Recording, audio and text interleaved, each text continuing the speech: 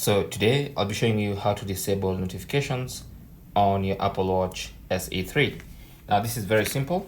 Your watch most probably is mirroring your iPhone's notifications, and to stop that, simply go to the Apple Watch app, and then you want to go to notifications, tap on that, and then you can scroll down and turn off notifications that you do not want. So you can go to the different apps, and then you can choose notifications off. Then you can go to the next one and you can go turning off notifications for specific apps that you don't want getting notifications for. Now the most notorious are going to be obviously things like messages. So you can go and select custom and then select off. Okay.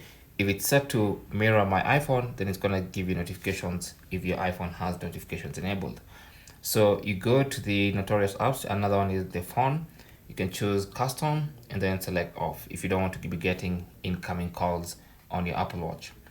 Anyway, thanks for watching. Don't forget to like and subscribe, and good luck.